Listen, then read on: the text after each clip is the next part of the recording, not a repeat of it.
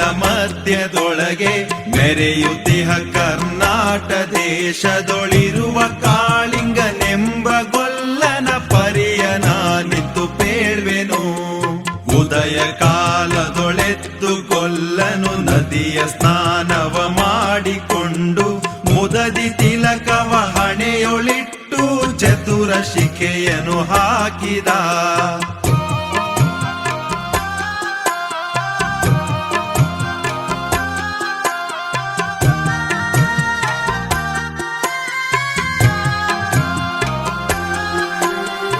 ಎಳೆಯ ಮಾವಿನ ಮರದ ಕೆಳಗೆ ಕೊಳಲನೂದುತ ಗೊಲ್ಲ ಗೌಡನು ಬಳಸಿನಿಂದ ತುರುಗಳನ್ನು ಬಳಿಗೆ ಕರೆದನು ಹರುಷದಿ. ಗೊಲ್ಲ ಕರೆದ ಧ್ವನಿಯ ಕೇಳಿ ಎಲ್ಲ ಹಸುಗಳು ಬಂದು ನಿಂತು ಚೆಲ್ಲಿಸೂಸಿ ಹಾಲು ಕರೆಯಲು ಅಲ್ಲಿ ತುಂಬಿತು ಬಿಂದಿಗೆ.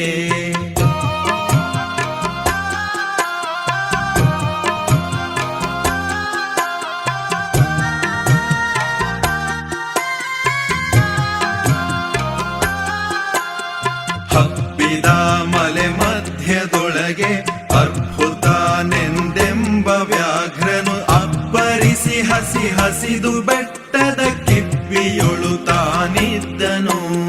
ಪುಣ್ಯಕೋಟಿ ಎಂಬ ಗೋವು ತನ್ನ ಕಂದನ ನೆನೆದುಕೊಂಡು ಮುನ್ನ ಹಾಲನು ಕೊಡುವೆನೆನುತ್ತಾ ಚಂದದಲ್ಲಿ ತಾ ಬರುತ್ತಿರೆ.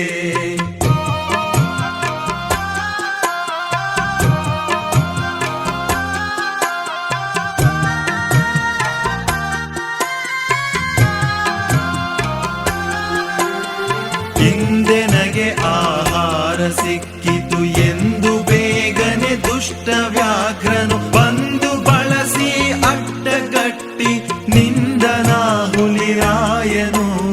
ಮೇಲೆ ಬಿದ್ದು ನಿನ್ನ ನೀಗಲೆ ಬೀಳು ಹೊಯ್ವೆನು ನಿನ್ನ ಹೊಟ್ಟೆಯ ಸೀಳಿ ಬಿಡುವೆನು ಎನ್ನುತ್ತ ಕೋಪದಿ ಕೂಳ ವ್ಯಾಘ್ರನು ಕೂಗಲು.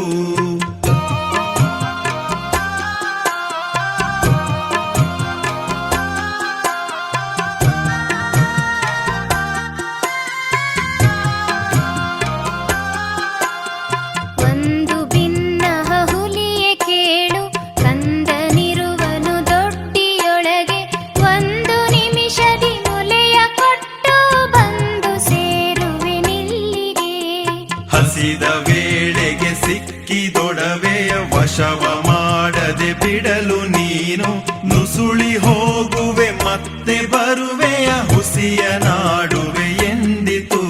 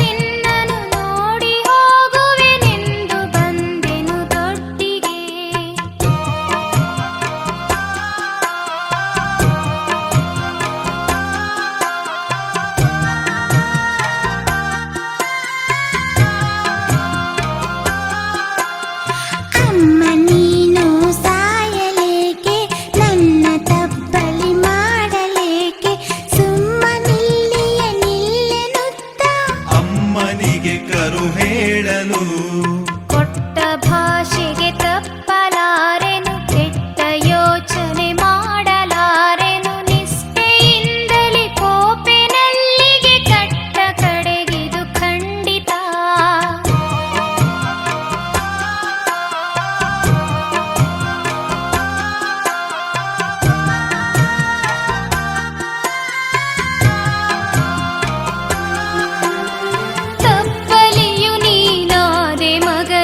ಹೆಬ್ಬುಲಿಯ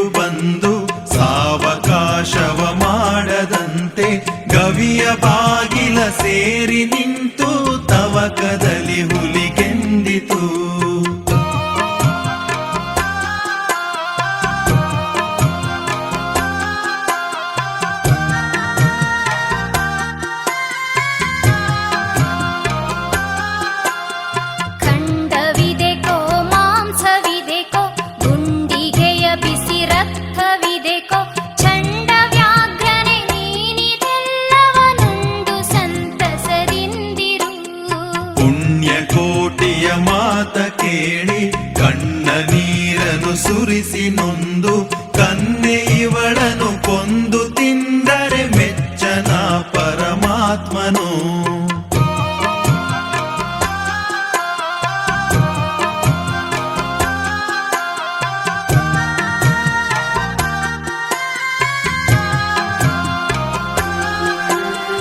ಎನ್ನ ಒಡ ಹುಟ್ಟಕ್ಕ ನೀನು, ನಿನ್ನ ಕೊಂದು ನಾನೇನ ಪಡೆವೆನು ಎನ್ನುತ್ತಾ ಹುಲಿ ಹಾರಿ ನೆಗೆದು ತನ್ನ ಪ್ರಾಣವ ಬಿಟ್ಟಿತು.